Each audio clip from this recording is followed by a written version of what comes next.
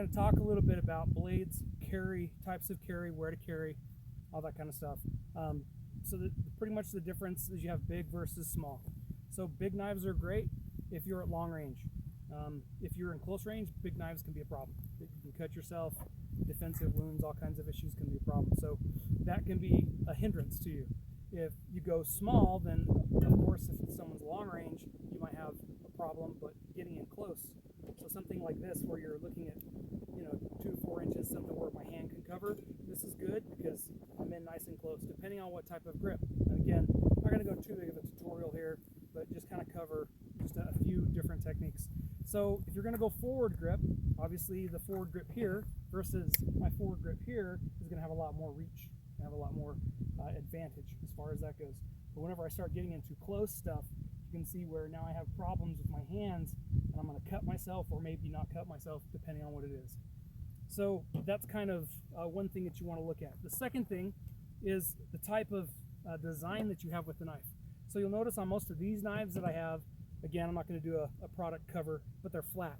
And the reason they're flat is because I want to be able to operate a firearm at the same time I want to operate a knife. I don't know what the threat's going to be. I don't know what's going to happen. But if I am dealing with someone in a close quarter situation, I have somebody that's farther away, obviously I'm not going to throw my knife because now I've just given them a weapon to come at me again. And so if I'm carrying a firearm, then I want to deploy my firearm. But how do I do that? And how do I do it safely? So pretty much we're going to talk about the same side. So on my same side, if I had somebody coming this way, typically when people use their knives, they use their strong side opposed to their support side. And depending on where you carry, right? So if I had someone right here in front of me and I have my knives in my pocket, they have access to everything that I have here.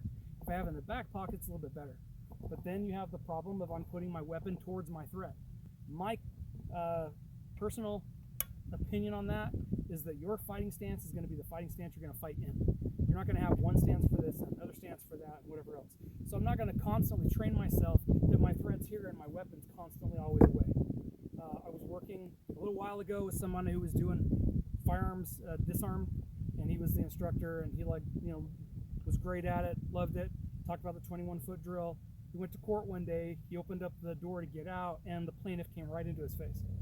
So, okay, well now you can't step back and you can't control your environment. So you may end up, maybe there's a car here, you've got your kids, and someone is facing you this way. So you have to fight this way. You can't say, hey, hang on, let me get into a good weapon away fighting stance and then, engage. So that could be an issue. So if you look at the way that you're carrying, if I carry my pocket, I'm carrying strong side. If I draw my knife for my strong side, right, then if I have to go gun, what do I do at this end? I'm going to go here, great, but if I need to engage somebody at distance. So one technique that you can do is you can pass. You can pass the knife from your strong side to your support side. Also depends on the orientation of how you're going to pull your knife. So if I'm going to pull a knife here, so if I have a knife this way, all kinds of knives for training and stuff today. I'll use this one because it's big and you can see it. So if I grab a hold of it here and I engage my target, whatever, and then I've got someone here and I need to use my firearm, one thing I can do is I can place the weapon in this side of my hand here, and then as I draw, I step into it. Now, I have a good grip with my firearm. What I'm going to do is bring this knife right up against the long leading side of it, and I can put two hands on the blade. If I don't do that, then I've got a problem where I'm here, and I lose a lot of recoil recovery with that. So that can be an issue, right?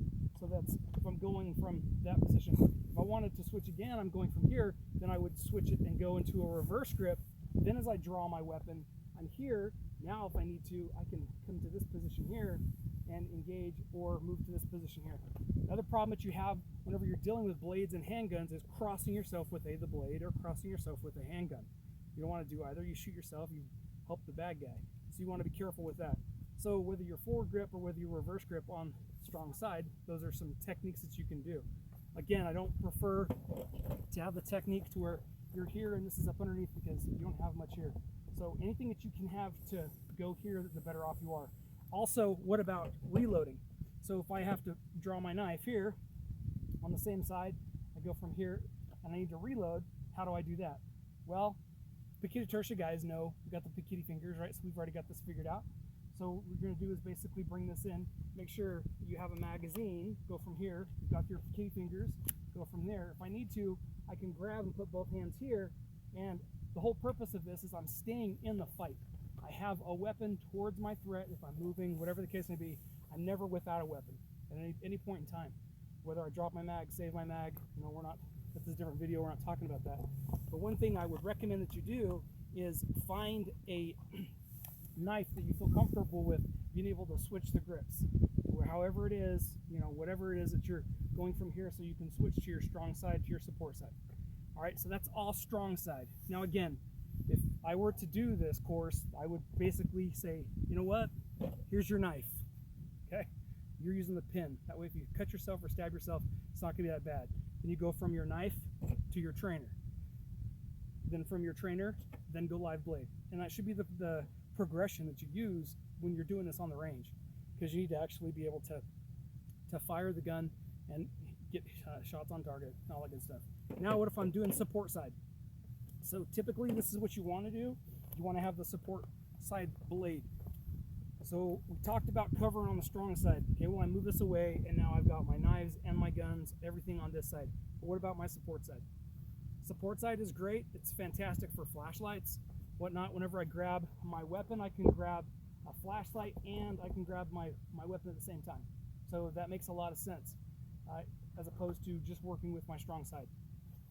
So it's kind of the same thing with my blade, is if I need to. And again, I would be here, this would be my primary, or you know, whatever the case may be. I'm not here to get into semantics of how the fight's going to look, but you want to be able to deploy all of your weapons and no moments of time, and you can engage. So from here, it would be something like this. I'm firing, whatever the case may be, and someone's coming at me. I can go from here. As I'm drawing, I can draw my blade support side and reholster my weapon and put two hands on.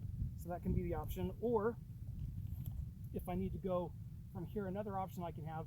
So I drew my blade this way, and then someone's this way. Now I can draw, but again, I'm still one-handed. So I'm going here with my two hands. I'm coming underneath with my two hands, or if I even want to, I can tuck this underneath my armpit, and then I can go two hands here this way. So then whenever I reholster, I have my blade back in my hands, whatever it is. So that's a little bit about support and strong side. Now there's a type of knife out there called a karambit. Karambit's good because it has a loop in the back, a ring, and so it's nice to be able to use, but it has its cons, it has its pros. One thing that I like about it is if you're deploying it, I'm this way strong. If I need to switch, I can just switch to my support side and then draw my gun. I've got two hands this way. If I want to even have a better grip, I can flip it here, and now I definitely have two hands print on the weapon. When I come from here, I retain that, come right back to where I'm at. If I want to go back to strong side, I switch and go back to strong side, or back to my support side. So there are some benefits to having the karambit. One disadvantage that you have with the karambit is that if I'm fighting somebody with a forward grip, something like this, at distance, whenever I'm using my karambit, I'm constantly giving them my hand. My hand's constantly out there. So, you know, you're going to be a lot better off in a forward grip where they have to fight through the knife, as opposed to being in a reverse this way where they can attack the back of my hand. All right. But the fact that you can flip this knife, you can pass it from hand to hand, gives this knife a really good kind of more points than some of the other blades.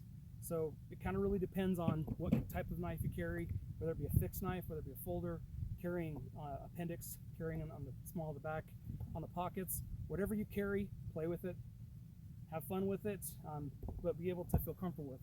You know, whenever you pick one up, and like, okay, if you've never worked on your draw stroke with your knife, if you've never put the two together, don't carry it, because whenever the time you do carry it, you have to use it, you're pretty much going to cut yourself pretty bad. All right, and no nicks or cuts today, so today was a good day. All right, keep training.